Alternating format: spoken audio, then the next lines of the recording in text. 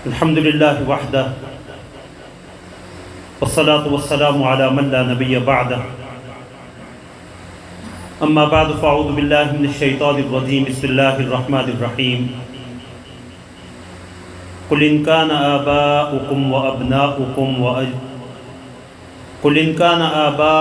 وأبناؤكم وإخوانكم وأزواجكم وعشيرتكم وأموال اقترفتموها وتجارة تخشون كسادها ومساكن ترضونها أحب إليكم من الله ورسوله وجهاد في سبيله فتربصوا حتى يأتي الله بأمره والله لا يهدي القوم الفاسقين. وقال النبي صلى الله عليه وسلم لا يؤمن أحدكم حتى يكون هواه تبعا لما جئت به أو كما قال عليه الصلاة والسلام. اللهم صل على محمد وعلى آل محمد كما صليت على إبراهيم وعلى آل إبراهيم إنك حميد مجيد. اللهم بارك على محمد وعلى آل محمد كما باركت على إبراهيم وعلى آل إبراهيم إنك حميد مجيد. سبحانك لا علم لنا إلا ما علمتنا إنك أنت العليم الحكيم.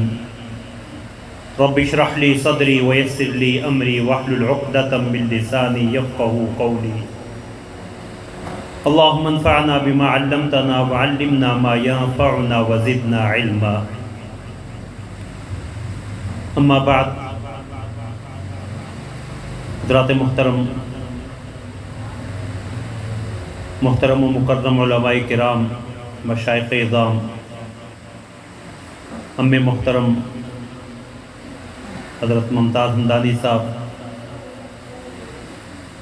برادر عزیز مولانا محمد الیاس صاحب، اور سننے والی قابل صد احترام میری ماؤں، بہنوں اور بیٹیوں، ایک طالب علم کی حیثیت سے سورہ توبہ کی تلاوت کردہ آیت مبارکہ کی روشنی میں چند معروضات رسول اللہ صلی اللہ علیہ وسلم کی سیرت طیبہ کے ایک اہم پہلو محبت رسول کے حوالے سے کہنے کا ارادہ ہے. دعا کریں اللہ رب العزت مجھے حق بات احسن پیرائے میں کہنے کی توفیق عطا فرمائیں. جو میں کہوں آپ سنیں. اللہ ہم سب کو کہنے سننے سے بڑھ کے عمل کی توفیق عطا فرمائیں. اس آیت کریمہ کا آسان ترجمہ اور مفہوم ذہن میں رکھیں تاکہ مجھے اپنی معروضات آگے چلانے میں آسانی ہو. قل ان کان آباؤکم و ابناؤکم، اے پیغمبر کہہ دیجئے اگر تمہارے باپ، تمہارے بیٹے، و اخوانکم تمہارے بھائی، و ازواجکم تمہاری بیویاں، و عشیرتکم تمہارا قبیلہ کنبہ، و اموال اقترفتموها وہ مال جو تم کماتے ہو، و تجارت تخشون کسادہا اور وہ تجارت جس میں گھاٹے کا تمہیں خدشہ لگا رہتا ہے، و مساکن ترضونہا اور وہ رہائش گاہیں جو تمہیں بھلی لگتی ہیں، احب الیکم من اللہ ورسولہ وجہاد فی سبیلہ تمہیں اللہ، اس کے رسول اور اس کے راستے میں جہاد سے زیادہ محبوب ہیں. فتربصوا حتی یأتی اللہ بامرہ تو انتظار کرو کہ اللہ کی طرف سے کوئی فیصلہ آ جائے، عذاب آ جائے. واللہ لا یہدی القوم الفاسقین اور اللہ فاسق نافرمان لوگوں کو ہدایت نہیں دیتا. حضرات مفسرین نے سورہ توبہ کی اس آیت مبارکہ کے حوالے سے لکھا ہے کہ یہ آیت کریمہ اپنے مفہوم کے اعتبار سے بڑی سخت آیت کریمہ ہے. امام زمخشری رحمۃ اللہ علیہ نے اپنی تفسیر میں لکھا ہے لم تر آیۃ اشد منہا، اس آیت کریمہ سے زیادہ سخت اور عظیم آیت قرآن کریم کی اور کوئی نہیں ہے. امام بیضاوی رحمۃ اللہ علیہ نے لکھا ہے کہ یہ آیت کریمہ رسول اللہ صلی اللہ علیہ وسلم کی محبت کے واجب ہونے کی دلیل ہے، اور اس چیز کی بھی واضح دلیل ہے کہ رسول اللہ صلی اللہ علیہ وسلم کی محبت تمام محبتوں پہ غالب اور مقدم ہوگی۔ امام قرطبی رحمۃ اللہ علیہ نے تفسیر الجامع لاحکام القرآن میں لکھا ہے کہ اس آیت کریمہ میں رسول اللہ صلی اللہ علیہ وسلم کی محبت کی فرضیت کو اللہ رب العزت نے بیان کیا ہے، اور اس چیز کو بھی بیان کیا ہے کہ رسول اللہ صلی اللہ علیہ وسلم کی محبت تمام محبتوں پہ غالب ہوگی۔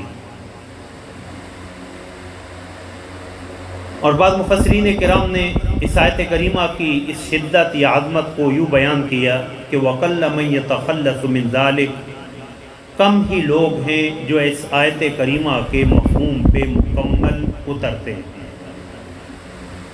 کہ جنہیں رسول اللہ صلی اللہ علیہ وسلم کی محبت، اللہ کی محبت یا جہاد کی محبت ان 8 مذکور اشیاء سے زیادہ ہو۔ اللہ رب العزت نے سورہ اعراف میں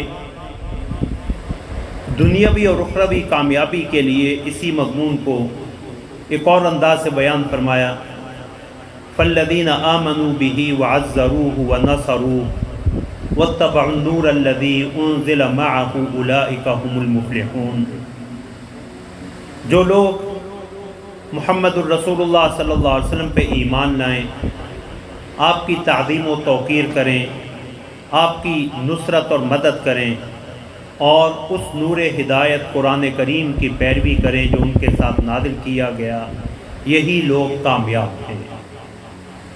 اور سورہ توبہ میں اللہ رب العزت نے اس محبت کی کیفیت کو ان الفاظ میں بیان فرمایا، النبی اولیٰ بالمؤمنین من انفسہم، کہ پیغمبر صلی اللہ علیہ وسلم کا تعلق اہل ایمان سے ان کی اپنی جانوں سے بھی بڑھ کے ہے، کہ رسول اللہ صلی اللہ علیہ وسلم ہمیں ہماری اپنی جانوں سے بھی زیادہ محبوب ہونے چاہیے۔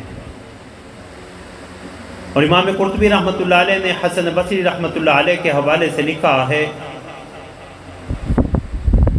کہ کسی بھی شخص کے دل میں اگر اس آیت کریمہ میں مذکور 8 چیزیں، ماں باپ، اولاد، بھائی بہن، بیوی خاوند، قبیلہ کنبہ رشتہ دار، مال و دولت، تجارت اور کاروبار، ملازمت اور محلات اور رہائش گاہیں، کوئی چیز بھی کسی بھی درجے میں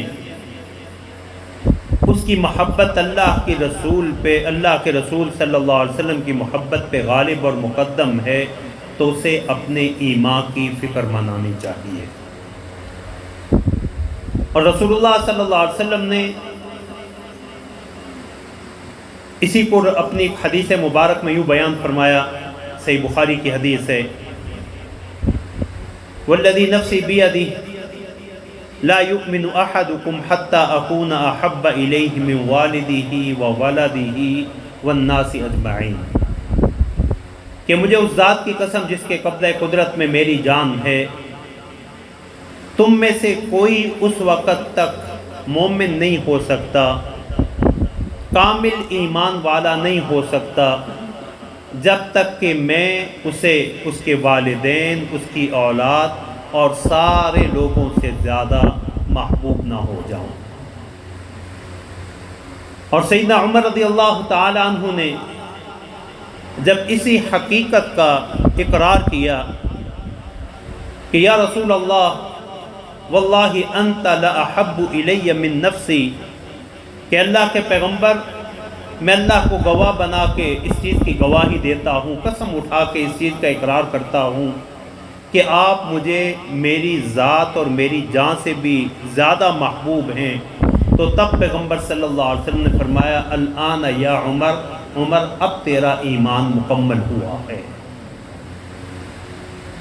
اور صحیح بخاری ہی کی ایک اور حدیث میں رسول اللہ صلی اللہ علیہ وسلم نے حلاوت ایمان کی لذت اور شیرینی کے لیے 3 امور کو بیان فرمایا۔ ثلاث من کن فیہ وجد حلاوت الایمان، جس میں 3 خصلتیں پائی جائیں، 3 صفات پائی جائیں، وہ ایمان کی حلاوت اور شیرینی کو پاتا ہے۔ ان یکون اللہ ورسولہ احب الیہ مما سواہما، اللہ اور اس کے رسول باقی سب سے زیادہ اسے محبوب ہوں۔ وَأَن يُحِبَّ الْمَرْءَ لَا يُحِبُّهُ إِلَّا لِلَّهِ، اور کسی کے ساتھ محبت خالصتاً اللہ کی رضا کے لیے ہو۔ وَأَن يَكْرَهَ أَن يَعُودَ فِي الْكُفْرِ كَمَا يَكْرَهُ أَن يُقْذَفَ فِي النَّارِ، اور وہ کفر کی طرف لوٹنے، کفر کے اختیار کرنے کو اس طرح برا جانے، ناگوار جانے، جس طرح معاذ اللہ آگ میں پھینکے جانے کو ناگوار سمجھتا ہے۔ فرمایا یہ 3 چیزیں جس میں ہوں گی وہ ایمان کی حلاوت اور شیرینی پاتا ہے۔ ملا علی قاری رحمۃ اللہ علیہ نے مشکات المصابیح کی شرح میں لکھا ہے کہ حلاوت ایمان جسے اللہ رب العزت عطا فرما دیتے ہیں، یہ اس کے ایمان پہ خاتمہ کی علامت ہوتی ہے۔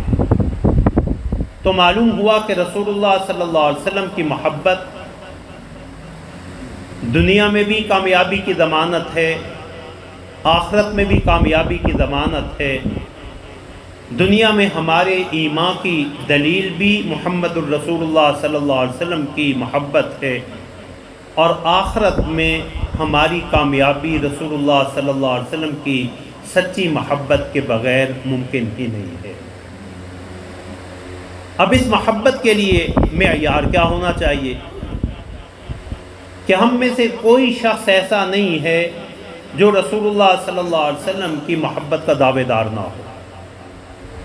اور یہ بات ذہن میں رکھیں کہ اللہ کو ہمارے زبانی دعووں کا اعتبار نہیں ہے، اللہ کو ہماری زبانوں کا اعتبار نہیں ہے۔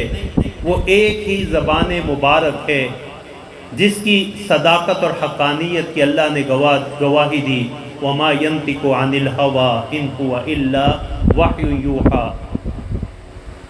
ہمیں ہماری ان دعووں کے لیے گواہی کی ضرورت ہے، دلیل کی ضرورت ہے، شواہد پیش کرنے کی ضرورت ہے۔ تو رسول اللہ صلی اللہ علیہ وسلم کی کون سی محبت مطلوب ہے اور اس میں ہمارے لیے نمونہ کون ہے؟ رسول اللہ صلی اللہ علیہ وسلم کی محبت وہی مطلوب ہے جو خود قرآن و حدیث نے بیان کی ہے، جو خود قرآن و حدیث نے بیان کی ہے۔ اور جب ہمارے ایمان کے لیے نمونہ رسول اللہ صلی اللہ علیہ وسلم کے صحابہ کرام ہیں، تو محبت رسول میں بھی ہمارے لیے نمونہ اصحاب رسول رضی اللہ تعالی عنہم ہیں۔ اب چند مثالیں حضرات صحابہ کی اس محبت، تاکہ ہم اپنی محبتوں کو اس محبت کے پیمانے میں جانچ سکیں کہ انہوں نے اس آیت کریمہ کو مد نظر رکھتے ہوئے کس طرح رسول اللہ صلی اللہ علیہ وسلم کی محبت کو ہر چیز پہ مقدم رکھا۔ حضرات علماء بیٹھے ہیں اور اصحاب علم کا مجمع ہے، صرف چند اشارے کرتا رہوں گا تاکہ مجھے مقررہ وقت میں اپنے موضوع کو پایہ تکمیل تک پہنچانے میں آسانی ہو۔ ہجرت کا سفر ہے، سیدنا صدیق اکبر رضی اللہ تعالی عنہ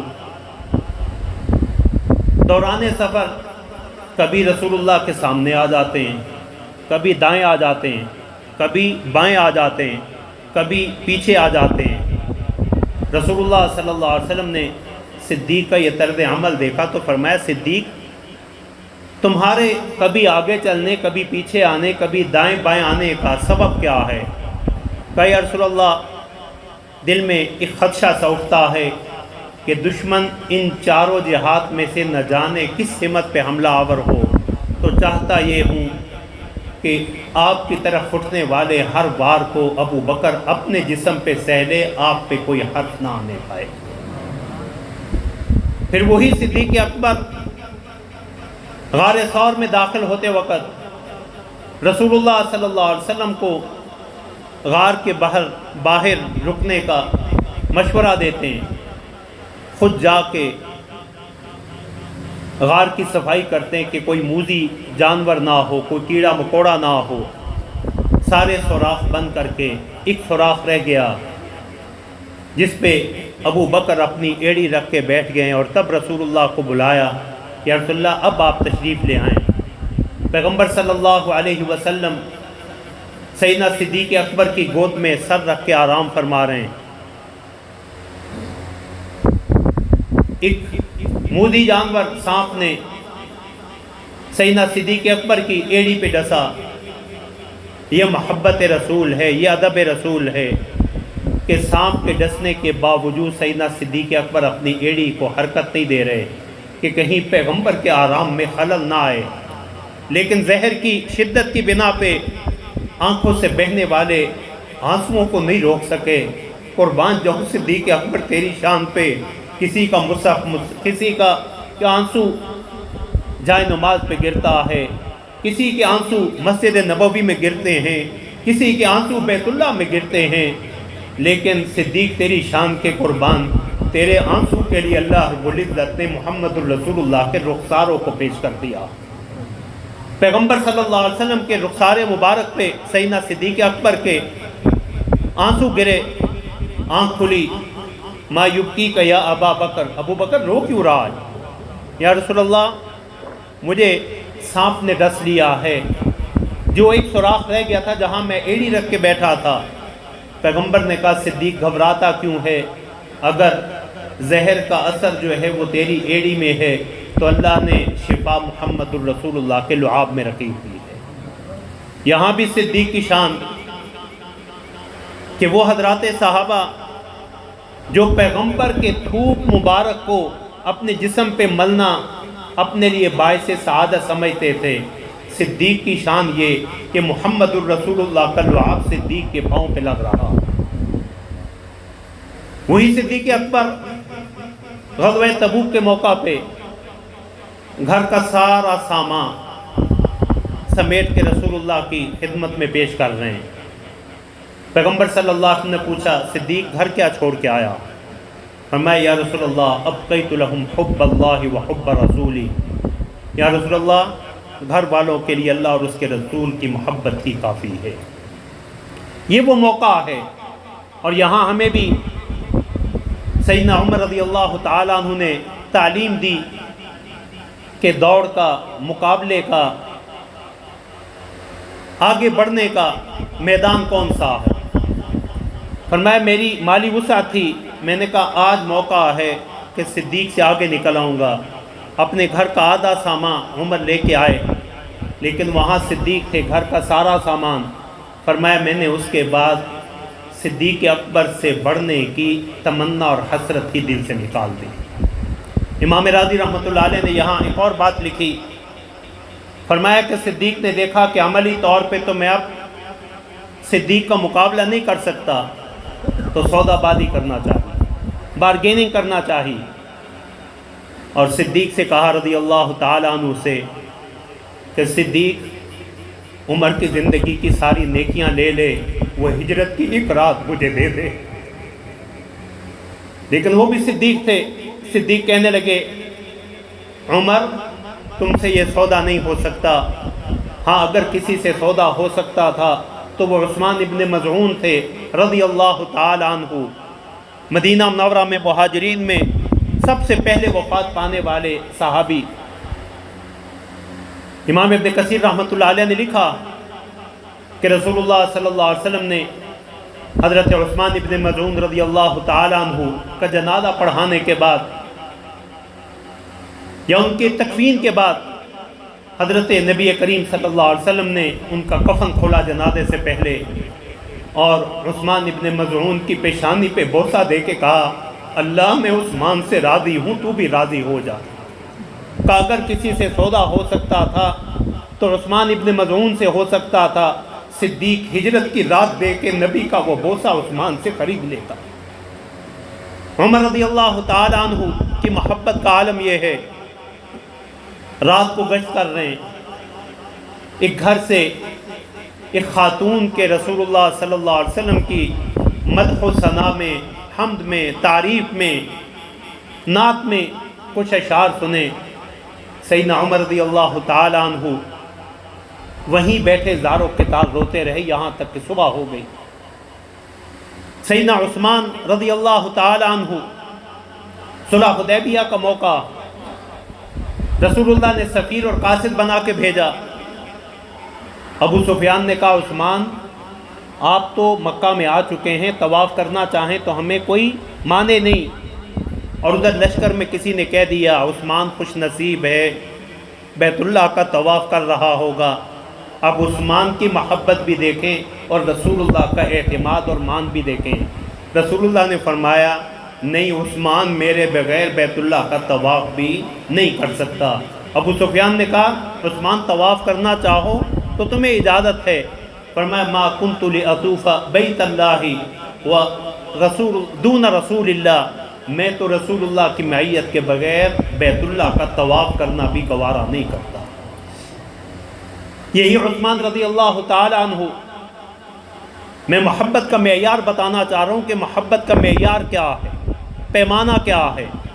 رسول اللہ صلی اللہ علیہ وسلم کے دوہرے داماد ہیں، رسول اللہ کو گھر دعوت پہ بلایا، رسول اللہ گھر تشریف لائے، اور جب رسول اللہ صلی اللہ علیہ وسلم واپس تشریف لے گئے، حضرت عثمان اپنے گھر سے رسول اللہ کے گھر تک قدم ناپ رہے ہیں، کتنے قدم بنتے ہیں۔ کسی نے کہا عثمان یہ قدم ناپنے کی کیا ضرورت ہے؟ فرمایا میری خوش نصیبی کا کیا عالم ہے کہ محمد الرسول اللہ میرے گھر تشریف لائے ہیں، تو میں اسی خوشی میں جتنے قدم ہیں اتنے غلام اللہ کی راہ میں آزاد کرنا چاہتا ہوں۔ سیدنا علی رضی اللہ تعالی عنہ، کسی نے پوچھا کیف کان حبکم لرسول اللہ، تمہاری رسول اللہ صلی اللہ علیہ وسلم کے ساتھ محبت کیسی تھی؟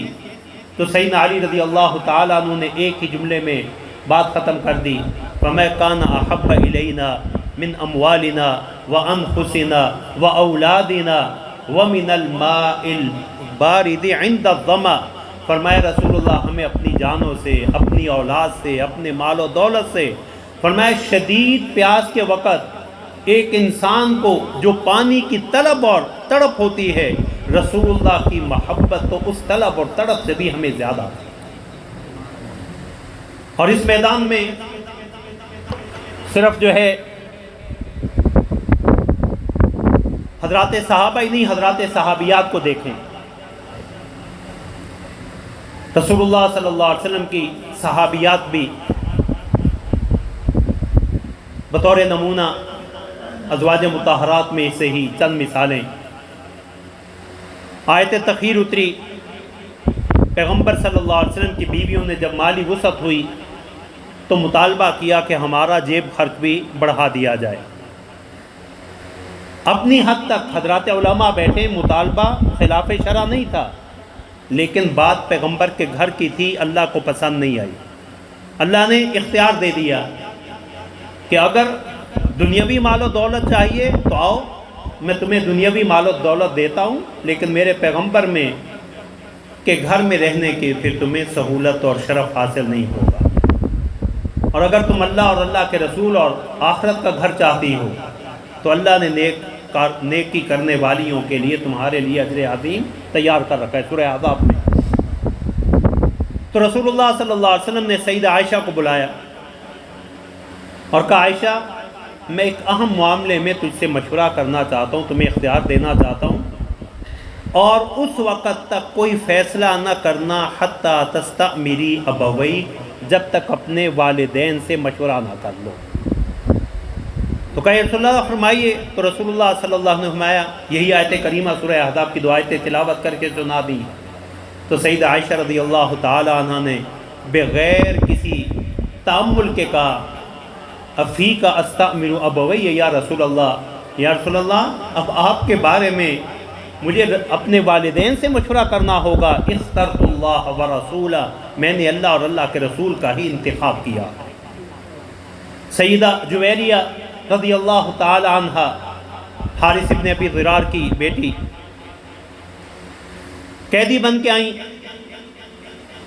باپ آیا اور کہنے لگا سردار ہوں، ان ابنتی لا تصبح مثلھا، مجھ جیسے باپ کی بیٹی ایک باندی کی حیثیت سے زندگی نہیں گزار سکتی۔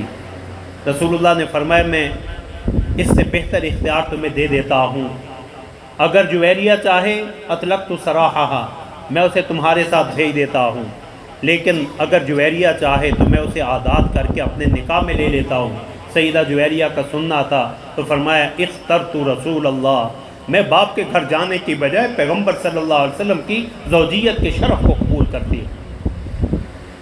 سیدہ عائشہ رضی اللہ تعالی عنہ فرماتی رسول اللہ صلی اللہ علیہ وسلم اس دنیا سے تشریف لے گئے، تیسرے دن ایک خاتون آئی اور آ کے کہنے لگی عائشہ ایک درخواست ہے آپ سے۔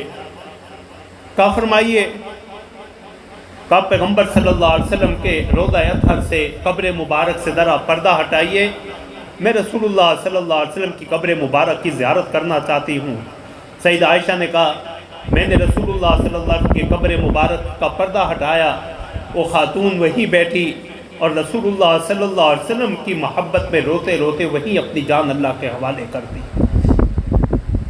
انہی میں ایک صحابی ثوبان ہیں رضی اللہ تعالی عنہ، جن کے بارے میں امام ابن کثیر رحمۃ اللہ علیہ نے لکھا کان شدید الحب لرسول اللہ قلیل الصبر عنہ، رسول اللہ کی سخت محبت میں گرفتار، شدید محبت کرنے والے، اور آپ کے بغیر رہ نہیں سکتے تھے، گھر جاتے کچھ دیر بعد پھر آ جاتے۔ ایک دن پیغمبر صلی اللہ علیہ وسلم کی مجلس میں بیٹھے ہیں، رنگ پھک ہو گیا، رنگ زرد پڑ گیا۔ رسول اللہ نے اپنے جانثار کی یہ کیفیت دیکھی، قریب بلایا، فرمایا ثوبان خیریت ہے؟ رنگ کیوں زرد پڑ رہا ہے، پریشان کیوں ہوں؟ کہا یا رسول اللہ بس ایک واہمہ دل میں پیدا ہوا، ایک خدشہ دل میں پیدا ہوا، وہ یہ ہے کہ یہاں جب جی چاہتا ہے گھر سے اٹھ کے آ جاتے، رخ انور کی زیارت ہو جاتی ہے۔ جنت میں تو آپ انبیاء کے بھی اعلیٰ ترین مقامات پہ ہوں گے، وہاں اگر آپ کی زیارت نہ ہوئی تو اس جنت کا مزہ ہی کیا ہے؟ تو رسول اللہ صلی اللہ علیہ وسلم کی اس پریشانی کو دیکھ کے، رسول اللہ کے صحابی کی اس پریشانی کو دیکھ کے پیغمبر بھی پریشان ہوئے۔ اللہ نے نوید دے دی، خوشخبری دے دی، وَمَن يُطِعِ اللَّهَ وَالرَّسُولَ فَأُولَٰئِكَ مَعَ الَّذِينَ أَنْعَمَ اللَّهُ عَلَيْهِمْ مِنَ النَّبِيِّينَ وَالصِّدِّيقِينَ وَالشُّهَدَاءِ وَالصَّالِحِينَ، کہ جو اللہ اور اللہ کے رسول کی اطاعت کرے گا تو یہ لوگ ان لوگوں کے ساتھ ہیں جن پہ اللہ کا انعام ہوا، وہ انبیاء میں سے ہوں، صدیقین میں سے ہوں، شہداء اور صالحین میں سے ہوں، وَحَسُنَ أُولَٰئِكَ رَفِيقًا، اور یہی بہترین ساتھی۔ انہی جانثاروں میں اللہ اکبر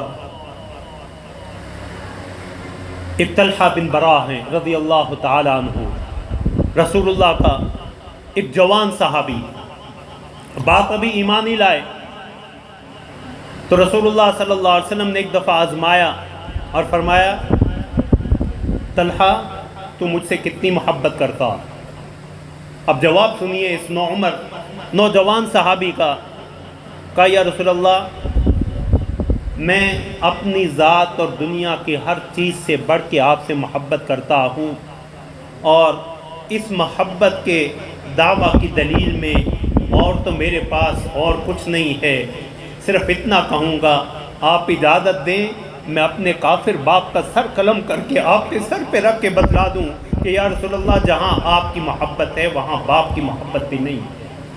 حضرات صحابہ نے یہ محبتیں عملی طور پہ پیش کر کے دکھائیں، ماں باپ کی قربانی دے کے، ماں باپ کی محبتوں کو قربان کر کے۔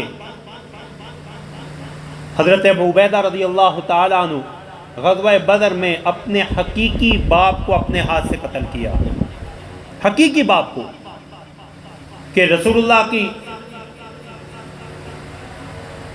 حج میں اور اپنے باطل معبودوں کی تعریف میں قصیدہ پڑھ رہا تھا، تو ابو عبیدہ رضی اللہ عنہ نے کہا کہ ابا جان اس بات سے رک جائیں، تو ضد میں دوبارہ قصیدہ شروع کیا۔ سیدنا ابو عبیدہ رضی اللہ تعالی عنہ نے اپنے باپ کو اپنی تلوار سے ہی اس کا سر قلم کر دیا۔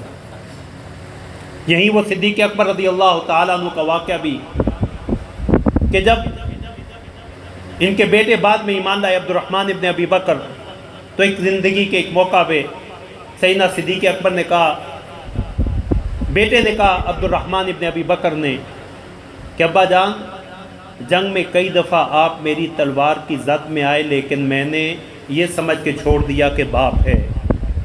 تو سیدنا صدیق اکبر نے کہا واللہ الذی لا الہ الا ہو، مجھے اس ذات کی قسم ہے جس کے سوا کوئی معبود برحق نہیں، عبد الرحمن تو ایک دفعہ میری تلوار کی زد میں آتا، میں تیرا سر قلم کر کے محمد الرسول اللہ کے قدموں میں نچاور کر دیتا۔ سعد ابن ابی وقاص رضی اللہ تعالی عنہ ایمان لے آئے، بیٹی کے ماں کہنے لگی ما ھذا الذی احدثت یا سعد، سعد یہ تو نے کون سا نیا دین اختیار کر لیا؟ واللہ لتدعن دینک او لا آکل ولا اشرب حتی اموت فتعیر بی فیقال یا قاتل امی، کہ یا تو یہ دین چھوڑ یا میں بھوک ہڑتال پہ جا رہی ہوں، کچھ کھاؤں پیوں گی نہیں یہاں تک کہ بھوکی مر جاؤں گی، اور لوگ تجھے تانا دیں گے اپنی ماں کا قاتل ہے۔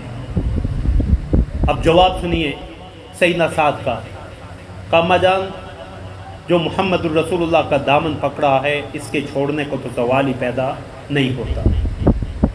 ایک دن گزرا، ماں نے کچھ کھایا پیا نہیں، دوسرا دن اب ماں نگاہوں کے سامنے تڑپ رہی، تیسرا دن جب حالت بگڑ گئی ماں کی، ماں کے سرہانے کھڑے ہو کے سیدنا سعد نے ایک تاریخی جملہ ارشاد فرمایا اماں لو کانت لکی مئۃ نفس فخرجت نفسا نفسا لن ادع دین محمد صلی اللہ علیہ وسلم، یہ تو تیری ایک جان ہے نا، اگر تیری 100 جانیں ہوتی اور ہر دفعہ اسی طرح تڑپتے ہوئے تو میرے سامنے اپنی جان دیتی، میں پھر بھی محمد الرسول اللہ کے دامن کو چھوڑنے والا نہیں تھا۔ انہی میں رسول اللہ کا جانثار بلال ہے رضی اللہ تعالی عنہ۔ رسول اللہ صلی اللہ علیہ وسلم کی وفات کے بعد اذان دینا چاہی، مکمل نہیں ہو سکی، اشہد ان محمد الرسول اللہ پہ پہنچے، بے ہوش ہو کے گر گئے۔ حضرات صحابہ نے پوچھا کیا وجہ؟ کہا جب اشہد ان محمد الرسول اللہ کہتا تھا رسول اللہ کے رخ انور پہ نظر پڑتی تھی، آج وہ رخ انور دکھائی نہیں دے رہا، اذان دینے کا یارہ نہیں۔ جہادی مہم میں شام چلے گئے، اللہ اکبر۔ امام ابن کثیر رحمۃ اللہ علیہ نے لکھا کہ سیدنا بلال رضی اللہ تعالیٰ عنہ کو رسول اللہ خواب میں آئے، اور یہ حضرات علماء بیٹھے ہیں، پیغمبر کا خواب میں آنا برحق ہے، پیغمبر صلی اللہ علیہ وسلم کا خواب میں آنا برحق ہے، کیونکہ شیطان کسی پیغمبر کا روپ دھار نہیں سکتا۔ تو رسول اللہ صلی اللہ علیہ وسلم نے خواب میں کہا یہ محبت کا صلہ مر رہا، بلال ملنے کو جی نہیں چاہتا، ملنے کو جی نہیں چاہتا۔ سیدنا بلال رضی اللہ تعالیٰ عنہ فوراً نکلے، مدینہ منورہ کا سفر اختیار کیا۔ مدینہ منورہ میں سیدنا بلال کی آمد کی جب خبر پھیلی تو لوگوں نے خواہش کا اظہار کیا کہ بلال آج پیغمبر کے زمانے کی اذان تو سنا دے۔ سیدنا بلال نے معذرت کی کہ مجھ میں یارہ نہیں، ہمت نہیں وہ اذان دینے کا۔ لوگوں نے سفارشی کے طور پہ حسنین کریمین کو بھیجا، حسن و حسین کو، چچا جان ہمیں تو نانا والی اذان سنا دیں۔ کہا تمہاری نبی نے نہیں موڑی، تمہارے نانا نہیں موڑی، میں کیسے موڑ دوں؟ اذان شروع کی، لیکن وہی ہوا، اذان شروع کی، لوگ دیوانہ آواز روتے ہوئے مسجد نبوی کی طرف دوڑتے چلے آئے کہ شاید محمد الرسول اللہ صلی اللہ علیہ وسلم پھر جو ہے وہ دنیا میں تشریف لے آئے تھے۔ لیکن بلال جب پہنچے اشہد ان محمد الرسول اللہ، قبر مبارک پہ نظر پڑی، وہی بے ہوش ہو کے گر پڑے۔ تو اللہ نے معیار یہ محبت رکھی، انہی محبتوں میں ایک محبت سیدہ ام حبیبہ رضی اللہ تعالیٰ عنہ، رسول اللہ کی بیوی ابو سفیان کی صاحبزادی، طویل مدت کے بعد باپ بیٹی کی ملاقات ہو رہی، ہجرت حبشہ کر کے گئی ہیں، وہیں اللہ کی طرف سے آزمائش آئی، پہلا خاوند عبید اللہ بن جہش معاذ اللہ مرتد ہو کے نصرانی ہو کے دنیا سے گیا۔ نجاشی رضی اللہ تعالیٰ عنہ نے رسول اللہ صلی اللہ علیہ وسلم کے ساتھ نکاح پڑھایا، اور ازواج مطہرات میں سب سے زیادہ حق مہر اسی لیے سیدہ ام حبیبہ کا 4000 درہم کہ حضرت اسحمہ نجاشی رضی اللہ تعالیٰ عنہ نے خود ادا کیا، شرحبیل ابن حسنہ کے ساتھ مدینہ منورہ روانہ کیا۔ کہاں؟ ہجرت حبشہ اور مدینہ منورہ آئی ہیں۔ ابو سفیان صلح حدیبیہ کے بعد قاصد بن کے ایک دفعہ آئے رسول اللہ صلی اللہ علیہ وسلم کے پاس اور اجازت طلب کی، یا رسول اللہ اگر آپ اجازت دیں بیٹی سے مل لوں ام حبیبہ سے۔ پیغمبر صلی اللہ علیہ وسلم نے فرمایا ہاں کیوں نہیں، لم ابعث بقطیعۃ الرحم، میں رشتہ داریاں توڑنے کے لیے تو بھیجا ہی نہیں گیا، تیری بیٹی ہے جا مل۔ اللہ اکبر، آپ بھی بیٹیوں والے ہیں، بہنوں والے ہیں۔ ہماری بیٹی ایک دن رخصت ہو کے جائے، اگلے دن باپ اور بیٹی کی جب ملاقات ہوتی ہے، جسے ہم مکلاوا کہتے ہیں، رخصتی سے اگلے دن تو ضبط کے بندھن ٹوٹ جاتے ہیں، بیٹی ماں باپ کے گلے لگ کے روتی۔ اب کئی سالوں بعد ابو سفیان گھر میں داخل ہو رہے ہیں۔ اب باپ بیٹی کی محبت کا تقاضا تو یہ تھا کہ بیٹی آگے بڑھتی، باپ کے گلے لگتی، ضبط کے سارے بندھن ٹوٹ جاتے، لیکن تاریخ نے یہاں ایک عجیب منظر دیکھا۔ ابو سفیان گھر میں داخل ہوئے، سیدہ ام حبیبہ رضی اللہ تعالی عنہ الٹے پاؤں دوڑی، رسول اللہ صلی اللہ علیہ وسلم کا لگا ہوا بستر جو چارپائی پہ تھا وہ اسے اٹھا دیا، اکٹھا کر دیا۔ باپ حیران، کہنے لگا بیٹی باپ گھر آئیں، بیٹیاں نئے بستر لگایا کرتی ہیں، تو نے بچھا ہوا بستر بھی اٹھا دیا۔ کہنے لگی ابا جان آپ کی محبت اپنی جگہ، انک امرؤ نجس، آپ مشرک ہونے کی وجہ سے انما المشرکون نجس، ناپاک ہیں، اور نبی صلی اللہ علیہ وسلم کے پاک بستر پہ میں اپنے ناپاک باپ کے وجود کو بھی برداشت نہیں کر سکتی۔ یہ حضرات صحابہ نے ہمیں معیار اور نمونہ دیا کہ پیغمبر صلی اللہ علیہ وسلم کی محبت کیا ہے۔ صحیح بخاری ہی کی حدیث ہے، سیدنا رسول اللہ صلی اللہ علیہ وسلم وضو فرماتے تو رسول اللہ صلی اللہ علیہ وسلم کے وضو کے پانی کو حضرات صحابہ نیچے نہیں گرنے دیتے۔ عروہ بن مسعود ثقفی رضی اللہ تعالیٰ عنہ بعد میں ایمان لے آئے، صلح حدیبیہ کے موقع پہ جب قاصد بن کے آئے، واپس جا کے قریش کو کہا کہ محمد الرسول اللہ کا راستہ چھوڑ دو، ان کا مقابلہ کرنا تمہارے بس کی بات نہیں۔ میں کیسر و کسریٰ کے دربار میں گیا ہوں، میں بڑے بڑے بادشاہوں سرداروں سے ملا ہوں، لیکن جتنی محبت اور تعظیم میں نے اصحاب محمد کے دل میں محمد الرسول اللہ کی دیکھی ہے اتنی کسی اور کے ہاں نہیں۔ فرمایا لو آپ تو دور کی بات ہے، رسول اللہ صلی اللہ علیہ وسلم کے ناک مبارک سے بھی اگر کوئی ذرہ نکلے تو وہ اس پہ بھی ٹوٹ پڑتے۔ اور یہی مجھے اس صحابی کا واقعہ بھی یاد آیا، رسول اللہ صلی اللہ علیہ وسلم کو سینگی لگائی، پچنے لگائے، اور رسول اللہ صلی اللہ علیہ وسلم کے جسد مبارک سے نکلنے والے خون کو جب کھینچا اور اس نل کے ذریعے، نالی کے ذریعے، سٹرا کے ذریعے صحابی نے وہ خون زمین پہ نگلنے کی بجائے، اگلنے کی بجائے نگل لیا، جسم کا حصہ بنا لیا۔ پیغمبر نے فرمایا اللہ نے تجھ پہ جہنم کی آگ کو حرام کر دیا کہ تیرے وجود کا حصہ محمد الرسول اللہ صلی اللہ علیہ وسلم کے خون مبارک کا چند قطرے بن گئے۔ تو اگر پیغمبر صلی اللہ علیہ وسلم کے وجود مبارک کے چند قطرے صحابی کے حلق میں اترے تو وہ جنتی ہے، اگر پیغمبر کی سنت ہمارے وجود میں آئے تو پھر جنت کا استحقاق بنتا ہے۔ اور اسی کو پیغمبر صلی اللہ علیہ وسلم نے فرمایا۔ اللہ اکبر، جب حضرات صحابہ کو دیکھا کہ میرے وضو کے پانی کو بھی نیچے نہیں گرنے دیتے تو فرمایا ایسا کیوں کرتے ہو؟ حب اللہ کا یا رسول اللہ، یا رسول اللہ آپ کی محبت میں۔ فرمایا میں تمہیں محبت کا معیار بتلا دوں، نمونہ بتلا دوں۔ اب میں اپنی گزارشات کے دوسرے حصے کی طرف کہ محبت کا نمونہ حضرات صحابہ نے پیش کیا، اور ہمارے لیے وہ محبت کیسی ہوگی۔ تو رسول اللہ نے فرمایا الا ادلکم علی من یحبنی، میں تمہیں نہ بتلاؤں کہ میرے ساتھ محبت رکھتا کون ہے۔ اب اس حدیث کو ذرا غور سے سنیے گا۔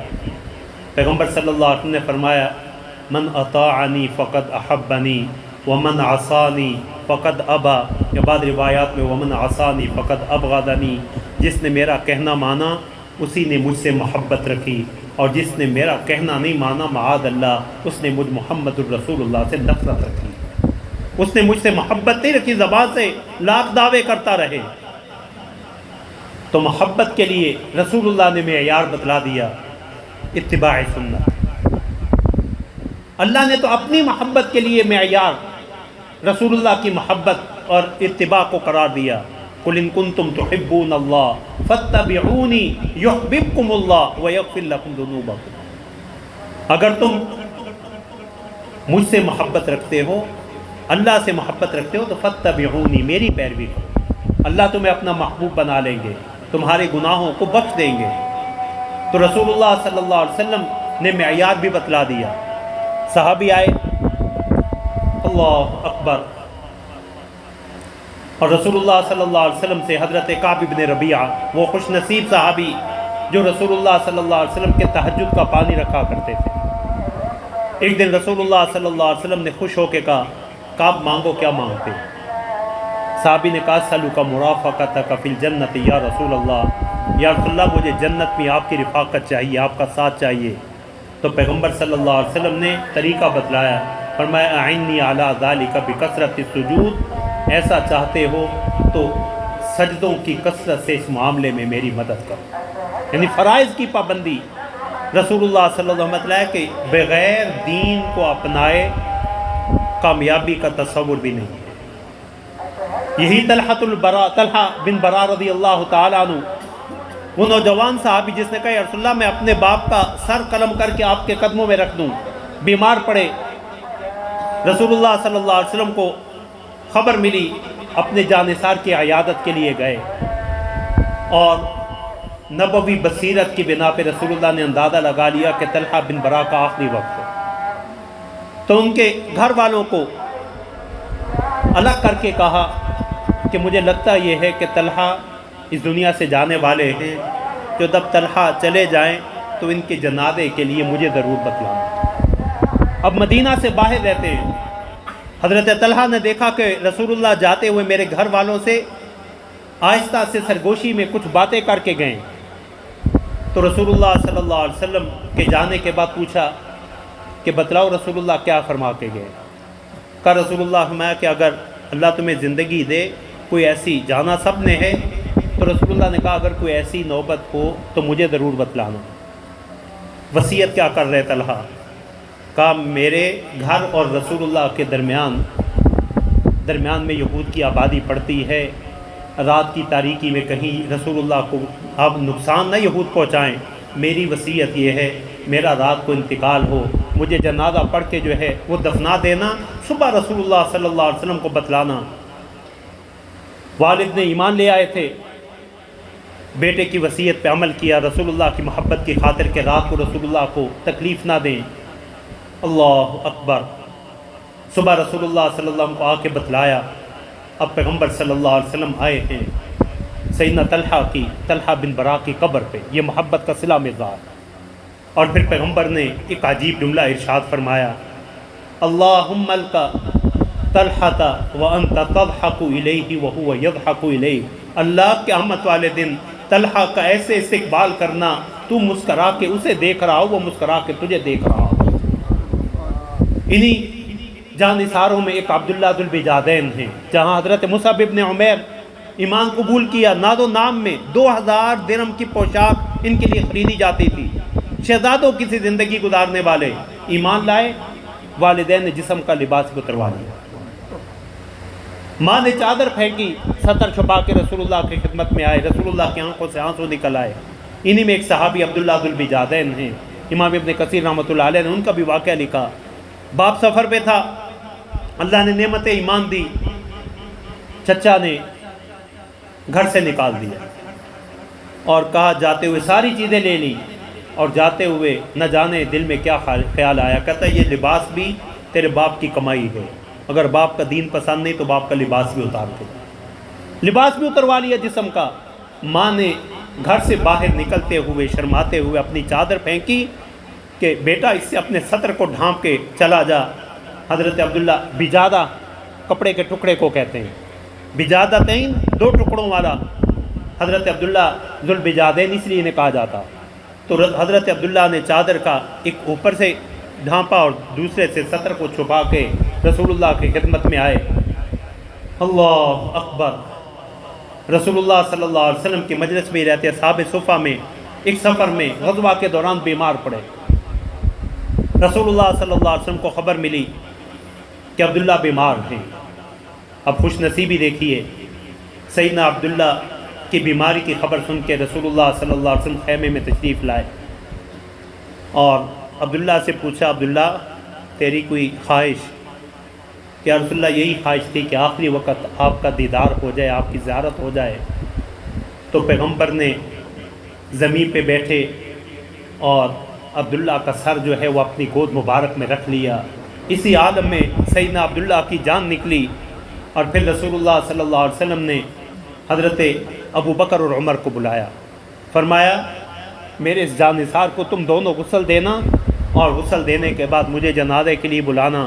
پیغمبر صلی اللہ علیہ وسلم نے جنازہ پڑھایا، اور یہ وہ خوش نصیب صحابی ہیں جن کے لیے پیغمبر صلی اللہ علیہ وسلم خود قبر میں اترے، اور حضرت ابو بکر اور حضرت عمر کو کہا کہ یہ مجھے پکڑاؤ، اور خود رسول اللہ نے حضرت عبداللہ کو قبر میں اتارا، اور پھر ایک عجیب دعا کی جسے سن کے عمر جیسا جری بھی جو ہے وہ اپنے جذبات پہ قابو نہیں رکھ سکا۔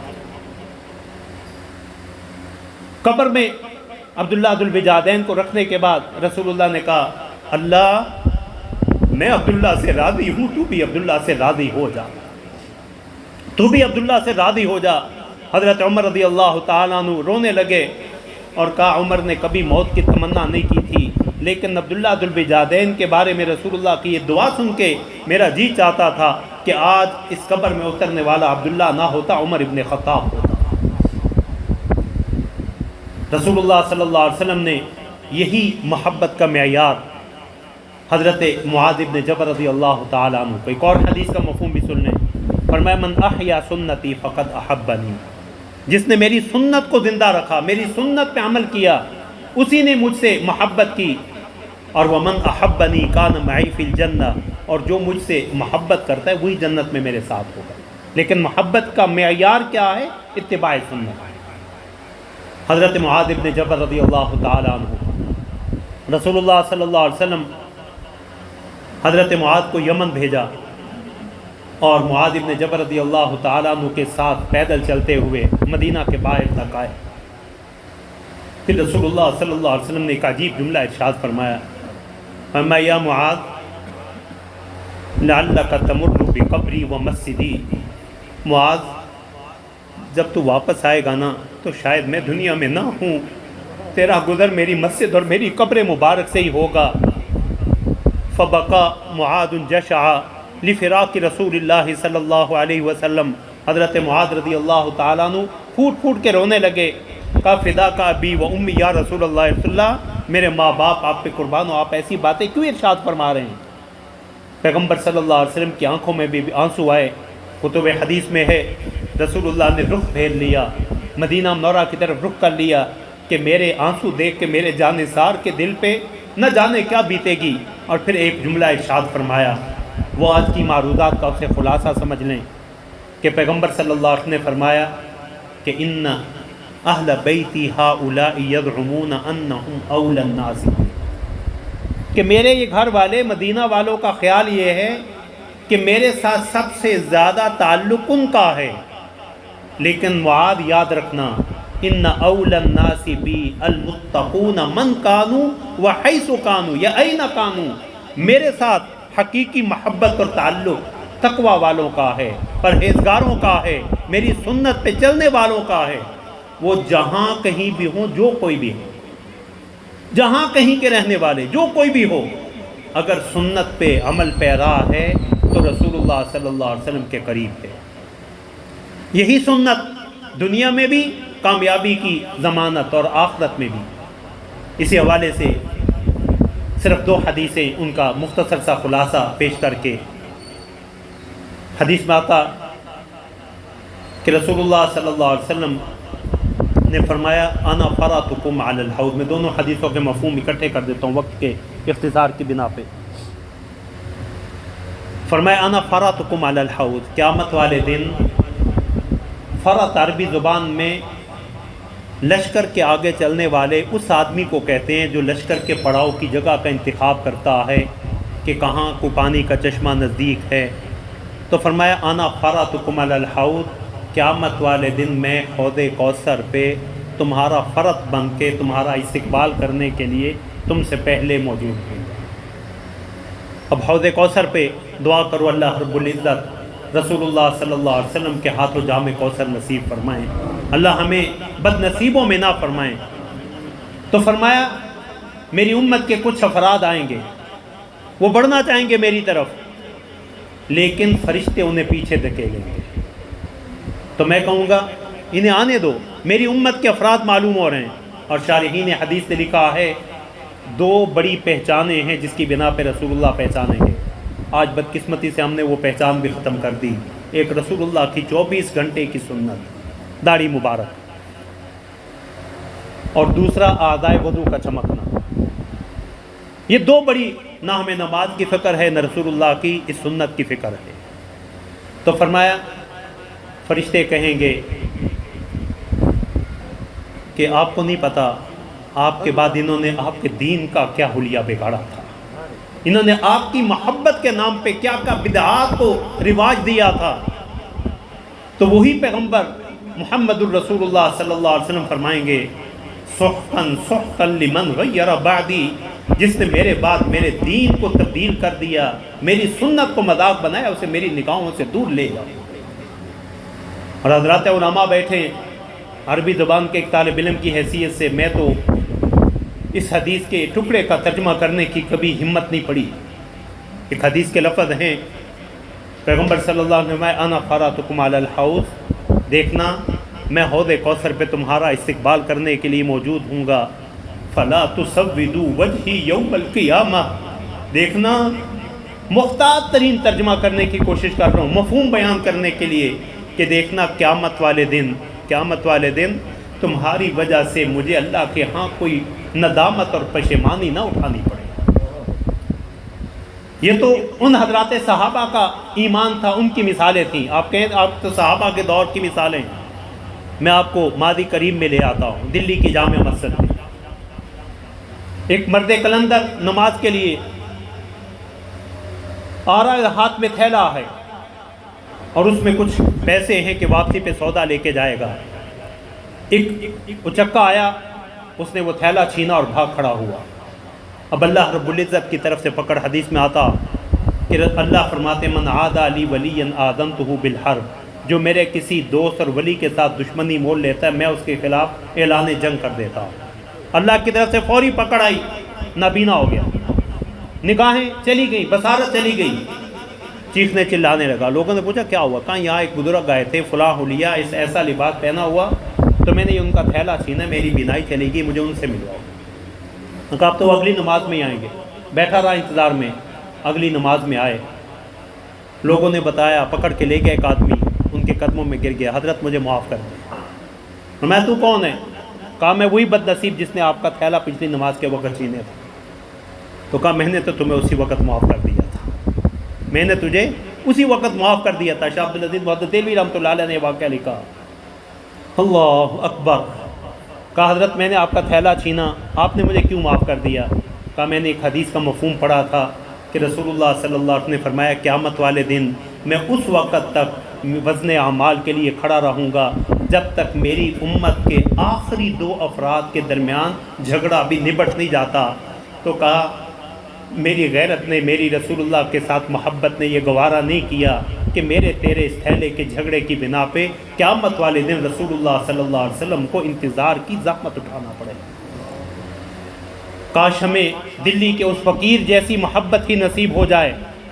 دلی کی جامع مسجد کے باہر ایک معذور فقیر، پاؤں سے معذور، چل نہیں سکتا، بھیک مانگتا، ایک شخص آیا، جس طرح ہماری بادشاہی مسجد میں، دیگر مساجد میں، فیصل مسجد میں سیاح آتے ہیں، تو ایک آدمی آیا مسجد میں داخل ہوتے ہوئے، اس نے بھیک مانگی، اس نے بھیک دی، بٹوا جو ہے وہ پینٹ کی جیب میں ڈالنے لگا تو نیچے گر گیا۔ اب اس نے بٹوا اٹھایا، ان سے آوازیں دیں، لیکن وہ شور میں، بھیڑ میں سن نہیں سکا، چلا گیا۔ کئی سالوں بعد وہی سیاح دوبارہ دلی کی جامع مسجد کے باہر آیا، وہی فقیر اپنی جگہ پہ بیٹھا، اور اس نے اسے کچھ دینا چاہا، خیرات دینا چاہی، تو اس نے کہا میاں ٹھہرو، تیری ایک امانت میرے پاس ہے، وہ لے جاؤ۔ اس نے کہا وہ کیا؟ میری امانت تیرے پاس؟ اس نے کہا ہے۔ اپنے تھیلے میں سے، گڈری میں سے وہ بٹوا نکالا اور کہا میاں پہلے اپنے پیسے پورے کر لے، اس میں کوئی چیز کم تو نہیں ہے؟ تو وہ حیران، کہنے لگا تم معذور ہے، ضرورت مند ہے، بھیک مانگ کے گزارا کرتا، میں تو اسے بھول چکا تھا، استعمال کر لیتا۔ اس فقیر کا جواب سنیے، کہنے لگا میاں زندگی میں بڑے تلخ وقت آئے تھے، بڑی ضرورت پڑی تھی، بڑا جی چاہا کہ تیری رقم یہ استعمال کر لوں، لیکن میرے ایک سوال کا جواب دے کر ناراض نہ ہو تو۔ کہنے لگا پوچھو۔ کہنے لگا تم عیسائی ہو نا، کرسچن ہو؟ انہوں نے کہا ہاں۔ اس نے کہا بس یہی چیز آڑے تھی کہ میرے دل میں آتا تھا کہیں قیامت والے دن عیسیٰ علیہ السلام میرے پیغمبر کو تانا نہ دیں کہ تیرے امتی نے میرے امتی کی چیز جو ہے وہ بغیر اجازت کے استعمال کر لی۔ اللہ ہمیں اس فقیر جیسی، ہم تو اپنے بھائیوں بہنوں کا حصہ دبائے بیٹھے ہیں، ہم تو اپنے عزیزوں کا حصہ دبائے بیٹھے ہیں۔ تو رسول اللہ کی محبت واجب ہے، معیار اور نمونہ یہ ہے، رسول اللہ کی اتباع سنت کے بغیر محبت کا تصور ہی نہیں ہے۔ ان اول الناس بی المتقون من کانوا وأین کانوا، اللہ کے پیغمبر فرماتے میرا قرب قیامت والے دن انہی کو حاصل ہوگا جو میری سنت پہ عمل پیرا ہوں گے، خواہ وہ کہیں کے رہنے والے ہوں، ان کی جنس اور نسل کوئی بھی ہو۔ اللہ ہمیں رسول اللہ صلی اللہ علیہ وسلم کی سچی محبت اور کامل اتباع نصیب فرمائیں۔ وآخر دعوانا ان الحمدللہ رب العالمین۔ الحمدللہ رب العالمین والعاقبۃ للمتقین والصلاۃ والسلام علی سید المرسلین وعلی آلہ وصحبہ اجمعین۔ اللہم انت السلام ومنک السلام تبارک یا ذا الجلال والاکرام۔ ربنا ظلمنا انفسنا وان لم تغفر لنا وترحمنا لنكونن من الخاسرین۔ ربنا آتنا فی الدنیا حسنہ وفی الآخرۃ حسنۃ وقنا عذاب النار۔ اللہم احینا مسلمین وتوفنا مسلمین والحقنا بالصالحین غیر خزایا ولا مفتونین۔ اللہم انا نسألک حبک وحب من احبک وحب عمل یقربنا الی حبک۔ اللہم اظلنا تحت ظل عرشک یوم لا ظل الا ظلک ولا باقی الا وجهک، واسقنا من حوض نبیک محمد صلی اللہ علیہ وسلم شربتا ہنیتا مریتا لا نظمأ بعدها ابدا۔ ربنا تقبل منا انك انت السميع العليم وارنا مناسكنا وتب علينا انك انت التواب الرحيم، وصلى الله تعالى على خير خلقه محمد وعلى آله وصحبه اجمعين برحمتك يا ارحم الراحمين۔